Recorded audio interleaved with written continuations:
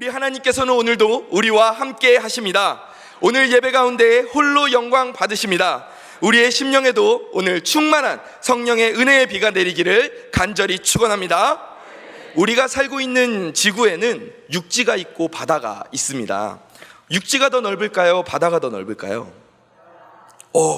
역시 우리 사랑의 교회 교인분들의 교우분들의 수준은 매우 높습니다. 바다가 더 넓다고 합니다. 어느 정도로 넓은가 보니까 가장 넓은 바다가 태평양이죠. 근데 그 태평양에 지구에 있는 모든 육지가 다 들어가고도 그 태평양 공간이 남는다고 합니다. 그러니까 정말로 생각 이상으로 큰 게 바다이죠. 그야말로 한없이 넓고 큰 바다, 이 망망대해라는 표현이 딱 맞아 떨어집니다.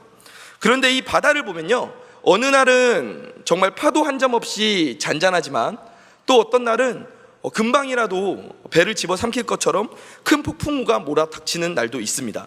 또 어떤 날은 수평선 끝이 다 보일 정도로 정말 한 점 구름 없는 그런 날씨도 있지만, 시야가 맑은 날도 있지만, 또 어떤 날은 안개가 너무 자욱해서 한 치 앞도 구분할 수가 없는 때도 있습니다. 그래서 우리는 우리의 인생을 보면서 바다 위를 항해하는 그런 것에 비유하기도 합니다. 때로는 인생에 아무 문제가 없이 순항을 해나갈 때도 있습니다. 하지만 예상치 못한 문제를 만나 고난과 역경을 겪을 때도 있습니다. 그나마 배를 타고 가는 동안에는 요즘에는 기술이 발달해서 미리 일기예보를 예측해서 항로를 수정해서 이렇게 갈 수라도 있지만 우리 인생의 항해는 그렇게 하지 못합니다. 그야말로 한 치 앞도 모르는 그런 인생 속을 우리는 살고 있습니다. 이런 끝이 보이지 않는 망망대해를 매일매일 항해하는 것 같은 우리들에게 이 인생의 항해길을 잘 해낼 수 있는 그런 비결이 있을까요? 저희가 오늘 말씀을 통해서 함께 살펴보기를 원합니다. 먼저 인생에 예기치 않은 어려움이 닥쳤을 때 우리가 할 수 있는 가장 쉬운 반응이 뭘까요? 가장 쉬운 반응은 원망하고 불평하는 것입니다. 왜 나에게만 이런 일이 생겼을까? 왜 다른 사람들은 전혀 문제없이 살아가는 것 같은데 왜 나는 이런 사소한 문제 하나도 쉽게 넘어가지 않을까? 심지어 하나님을 믿지 않는 사람들보다 하나님을 믿는 내가 더 어렵게, 더 힘든 삶을 사는 것처럼 느껴질 때, 그럴 때가 있지 않습니까? 성경 속에서도 이렇게 원망을 보인 사람들이 있었습니다. 바로 애굽에서 탈출했던 이스라엘 백성들이었어요. 이스라엘 백성들은 평생 노역을 하면서 살아가야 할 처지였습니다. 그런데 하나님의 인도하심으로 말미암아 애굽에서 탈출을 하게 되었습니다. 그런 그들의 입에서 감사가 평생 나와도 부족할 텐데, 정말 하나님을 향한 감사가 평생 나와도 부족할 텐데, 애굽에서 나오자마자 그들의 입에서 원망이 나오기 시작합니다. 출애굽기 14장 12절을 보니까 홍해바다 앞에서 추격해오는 바로의 병사들을 보면서 이스라엘이 모세에게 이렇게 말합니다. 애굽 사람을 섬기는 것이 광야에서 죽는 것보다 낫겠다, 이렇게 불평을 합니다. 이렇게 원망하는 이스라엘 앞에 제가 하나님이었으면 너무 화가 나서 한 대 이렇게 때리기라도 했을 것 같은데, 하나님께서는 정말 사랑이 많으신 것 같아요. 그렇게 원망하는 이스라엘 앞에 하나님께서는 홍해를 가르시는 그 기적을 보여주셨고, 그 이스라엘의 생명을 모두 다 구출해내시는 것을 보게 됩니다. 그리고 정말 감사한 일인데, 이렇게 홍해를 건너게 된 일이 정말로 감사한 일인데, 홍해를 건넌 이후에 3일 만에 또 이스라엘이 불평을 하기 시작합니다. 출애굽기 15장 23절에서 24절을 보니까 이스라엘이 마라에 도착을 했는데 여기에서 마실 물이 없다면서 원망을 하기 시작했습니다. 이때도 하나님께서 쓴 물을 단물로 바꿔주십니다. 그런데 이 불평이 여기에서 그치지가 않습니다. 출애굽기 16장으로 넘어가면 3절에서 이번에는 고기와 떡이 없다고, 배고프다고 원망하기 시작합니다. 정말 속된 말로 가지가지 하는 것 같습니다. 그런데 이때도 하나님은 화를 내지 않으시고 만나와 메추라기를 보내시면서 이 이스라엘을 배불리 먹이셨습니다. 그 뒤로도 출애굽기 17장을 보니까 또 3절에서 르비딤에 도착해서는 또 마실 물이 없다고 원망을 시작합니다. 이때 하나님께서 반석에서 생수가 터지게 해주시면서 그 문제를 해결해 주셨습니다. 이스라엘의 상황을 보면서 정말 100번 그들을 이해해 보려는 마음으로 그들이 원망할 만하지 않았을까, 광야에서 사는 게 얼마나 힘들었으면 그랬을까. 그런데 이렇게 이해를 해보려고 하기에는 그들의 원망이 선을 많이 넘었던 것 같습니다. 민수기 11장 1절 말씀을 보니까 여호와께서 들으시기에 백성이 원망했는데 악한 말로 원망을 했다, 이렇게 말씀을 하십니다. 이 구절을 새 번역을 보니까 심하게 불평을 했다라고 번역을 해 두었습니다. 그러니까 이스라엘 백성들의 원망이 그냥 투덜거림이나 쫑알거림의 수준은 크게 넘어섰다는 말이죠. 그리고 신명기 1장 27절을 보면 이스라엘이 어디에서도 원망을 합니까? 장막 중에서도 원망을 했다고 합니다. 그러니까 장막 안에서도 원망을 했으니 장막 밖에서도 당연히 원망을 했겠죠. 그러니까 이스라엘은 때와 장소를 가리지 않고 하나님께 심한 원망의 말들을 쏟아내었던 것입니다. 이런 이스라엘 백성들을 보면서 우리 성도님들은 어떤 생각이 드십니까? 방금 전에 제가 말씀드렸다시피 정말 가지가지한다라는 생각이 드시지 않습니까?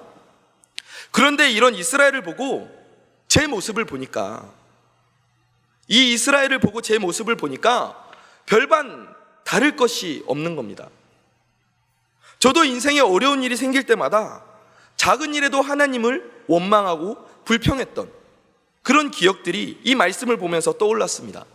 심지어는 잠언 19장 3절 말씀에서 사람이 미련함으로 자기 길을 굽게 하고 마음으로 여호와를 원망하느니라, 이렇게 말씀을 하셨던 것처럼 내 마음대로 내 뜻대로 그렇게 살다가 정작 일이 잘 안 되면 하나님을 원망하는 겁니다.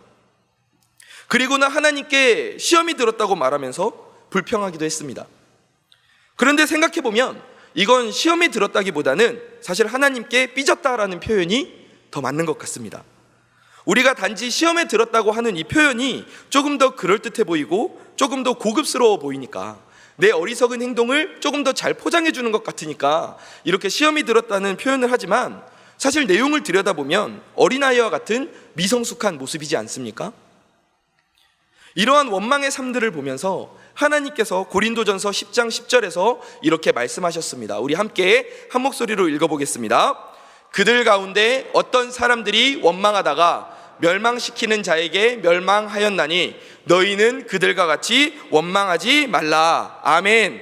그렇습니다.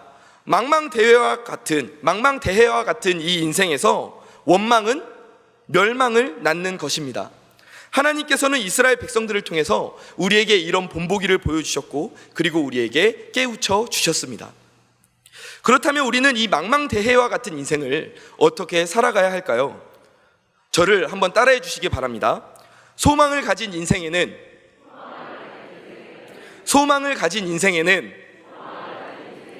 희망이 있다. 희망이 있다. 아멘. 오늘 본문인 시편 42편 5절을 다시 한번 읽어보도록 하겠습니다. 내 영혼아, 내가 어찌하여 낙심하며 어찌하여 내 속에서 불안해하는가? 그가 나타나 도우심으로 말미암아 내가 여전히 찬송하리로다. 아멘. 이처럼 소망을 가진 인생에는 희망이 있습니다. 어려움 가운데 도움을 받을 수 있습니다. 그런데 중요한 문제가 하나 더 있습니다. 우리는 어디에 소망을 두어야 할까요? 군 입대를 하고 기초훈련을 받기 위해서 훈련소를 갔습니다. 훈련소에서 가장 첫 번째 훈련이 사격이었습니다. 그러니까 정말 긴장이 너무 되는 겁니다. 제가 평생 살아보면서 총을 한 번도 만져보지 못했었기 때문에 진짜 총을 제가 쥐고 진짜 총알을 넣고 총을 쏜다는 게 이게 너무 무서운 겁니다.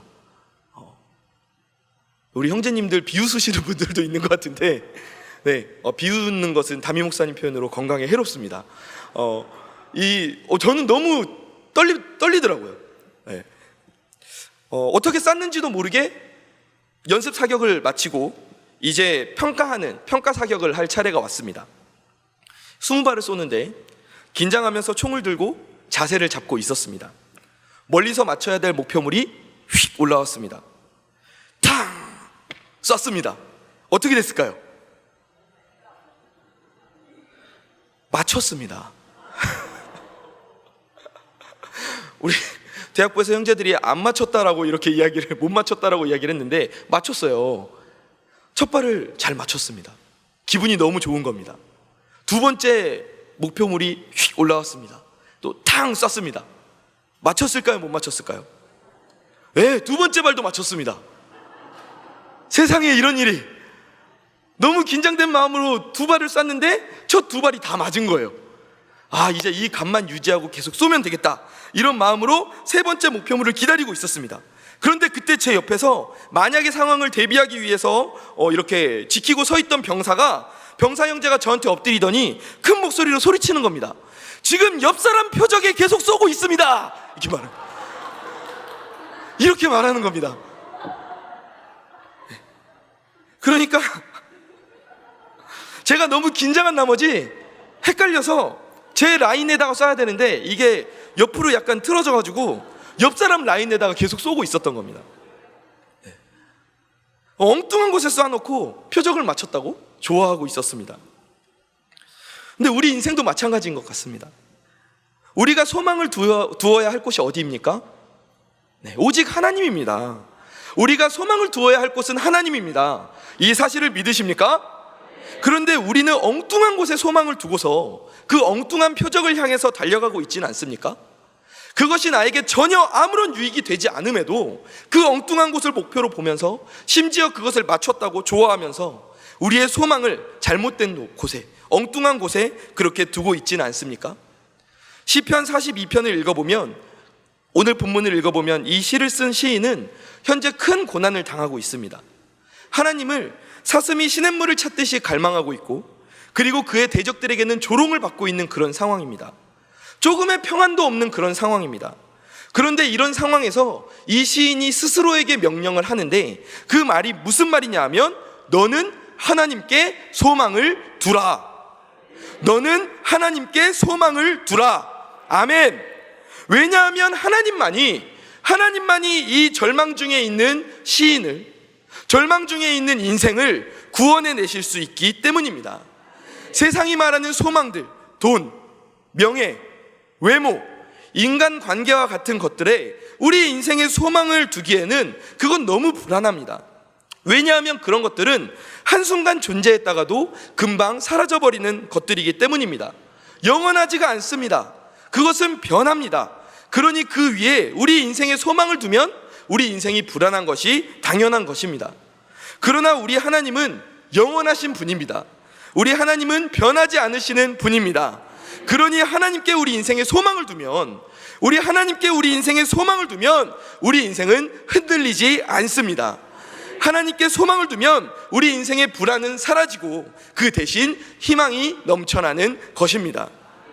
이렇게 하나님께 소망을 둠으로 삶에서 희망을 누리고 그리고 행복을 누리는 저와 성도님들 되시기를 간절히 축원합니다. 그렇다면 하나님께 소망을 두는 삶이란 어떤 삶일까요?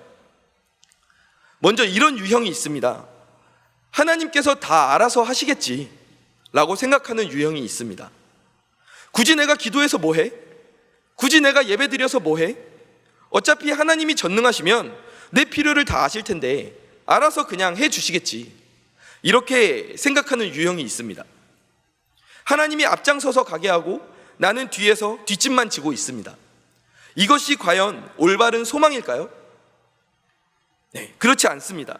이것은 소망이 아니라 책임 회피이고 하나님의 자녀로서 해야 할 의무를 회피하는 것입니다. 또 다음으로 한 유형이 있는데, 하나님이 내 생각대로 해주셔야 돼 라는 유형이 있습니다. 하나님, 제가 생각해보니 지금 이 타이밍에 딱 이렇게 해주셔야 돼요. 이 방법이 아닌 건 하나님 생각조차 하지 마세요. 이렇게 생각하는 유형입니다. 앞선 유형과 반대로 하나님보다 내가 앞장서서 갑니다.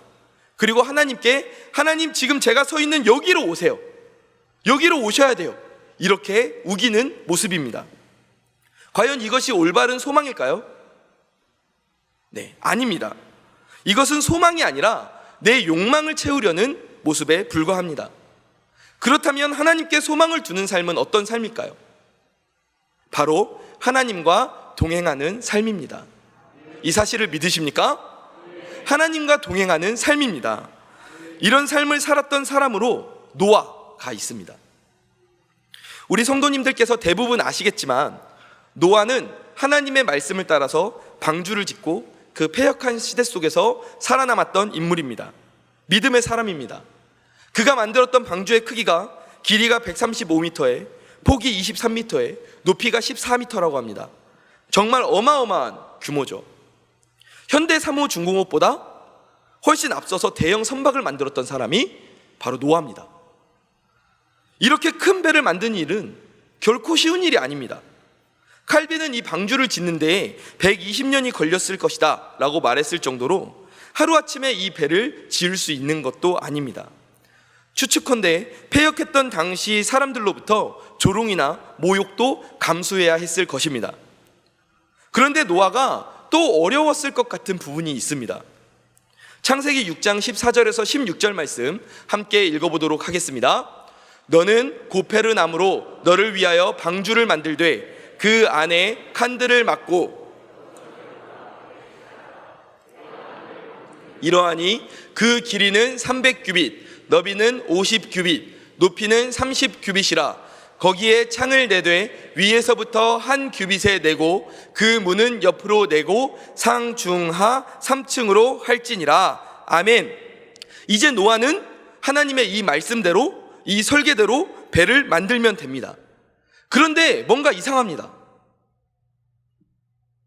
배에는 기본적으로 어떤 구성품들이 있습니까? 몸체가 있고 그리고 움직일 수 있는 기관이 있어야 합니다. 동력원이 있어야 합니다.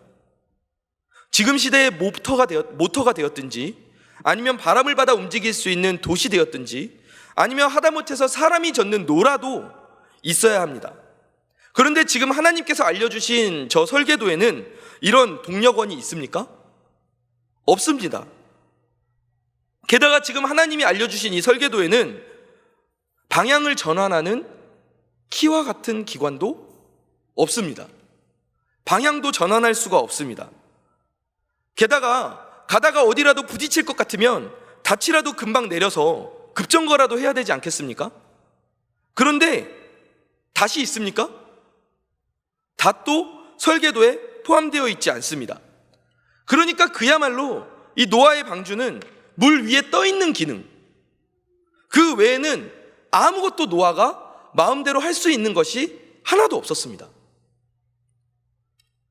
노아는 불안한 마음에 하나님의 설계를 벗어나서 닷을 추가하든지 방향을 전환하도록 키를 추가하든지 그렇게 할 수도 있었을 것입니다. 하지만 노아는 그렇게 하지 않았습니다. 창세기 6장 22절 말씀을 보니까 이렇게 나와 있습니다.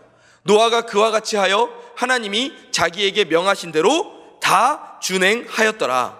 아멘. 노아는 하나님이 만들라고 하신 그 설계도 그대로 방주를 만들었습니다. 그리고 그 방주를 타고 홍수를 겪으면서 그 망망대해 속을 헤쳐나갔습니다. 노아가 그렇게 할 수 있었던 이유가 무엇일까요? 노아가 그렇게 할 수 있었던 이유는 단 하나입니다. 바로 노아는 하나님께 소망을 두고 나아갔던 것입니다. 하나님이 동력원을 만들지 말라고 하셨다면, 하나님이 방향을 조절하는 키를 만들지 말라고 하셨다면, 하나님이 멈출 수 있는 닷을 만들지 말라고 하셨다면, 하나님께서 이 방주를 직접 운전하시겠다는 뜻이구나, 이 배에 지금 함께 해주시겠다는 뜻이구나, 그러면 나는 하나님이 운전해 가시는 이 배에서 하나님의 은혜를 누리면 되는구나. 아멘. 이렇게 노아는 하나님과 동행하는 그런 인생을 살았던 것입니다. 그 결과 노아는 히브리서 11장 7절을 보니 어떻게 되었습니까? 함께 읽어보도록 하겠습니다. 믿음으로 노아는 아직 보이지 않는 일에 경고하심을 받아 경외함으로 방주를 준비하여 그 집을 구원하였으니 이로 말미암아 세상을 정죄하고 믿음을 따르는 의의 상속자가 되었느니라. 아멘. 세상이 아닌 하나님께 소망을 두고 하나님께 동행하며 하나님과 동행하며 함께 나아갔던 노아는 그 결과 히브리서 11장에 나오는 믿음의 조상들의 명단에 그 이름을 올리게 되었습니다. 그리고 더 나아가 하나님의 언약을 받는 자가 되었습니다. 하나님의 복을 누렸고, 그리고 그 복을 전달하는 데 쓰임받는 그런 복의 통로가 되었습니다. 하나님께 쓰임받는 그런 사람이 된 것입니다. 저와 우리 성도님들도 이렇게 노아처럼 하나님께 소망을 두고 살아가기를 원합니다. 하나님께 복의 통로로 쓰임받는 저와 성도님들 되시기를 주님의 이름으로 간절히 축원합니다. 우리는 하나님과 동행하며 살아야 할 줄 믿습니다. 내가 주님 안에 살고 주님이 내 안에 함께 하시는 그 삶을 살아야 하는 것입니다. 이렇게 하나님과 동행한다는 것은 단순하게 함께 있는 것 이상의 의미를 가집니다. 제 부모님은 경기도 안양에 살고 계십니다. 그렇다 보니까 거리가 있어서 목포로 오고 나서는 한번 집에 올라가기가 쉽지가 않습니다. 몇 시간 동안 고속도로를 달려서 운전을 해야 되는데 장시간 운전을 하다 보면 당연히 피곤하죠. 그때 아내가 대신 운전을 해주면 너무 고맙습니다. 그동안 제가 쉴 수도 있고, 그리고 창밖의 풍경들을 볼 수도 있기 때문입니다. 아마 저 혼자 운전하면서 갔다면 정말 세상 피곤했겠죠. 그리고 옆에 있는 아내의 모습이 편해 보여서 마음속으로 불만이 생겼을 수도 있습니다. 이 사람은 지금 편하게 잠만 자고 나는 이렇게 피곤하게 운전하는데, 이런 불평이 생겼을 수도 있습니다.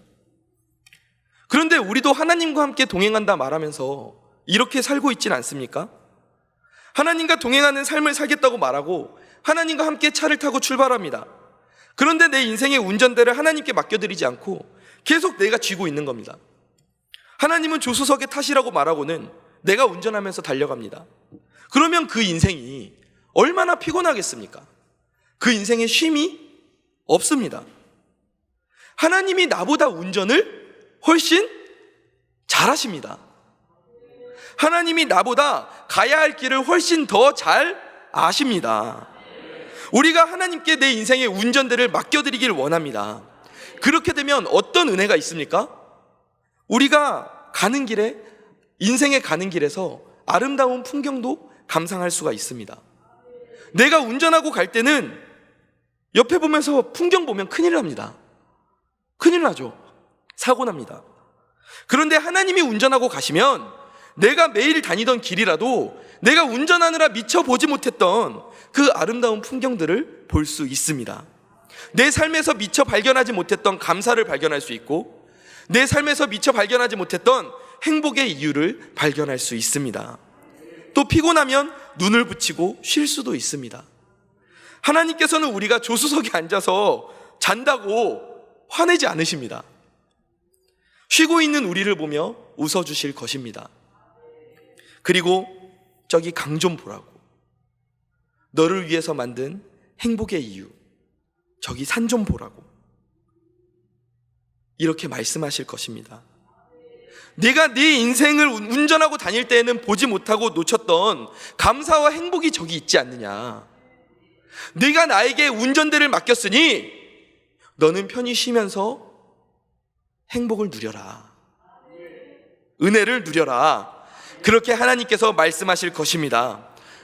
저와 성도님들, 우리 인생의 운전대를 하나님께 맡기기를 원합니다. 그러함을 통해 하나님과 동행하며 행복을 누리는 저와 우리 성도님들 되시기를 간절히 축원합니다.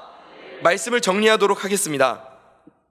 오늘 저희는 망망대해를 살아가는 인생의 법칙에 대해서 함께 생각을 해보았습니다.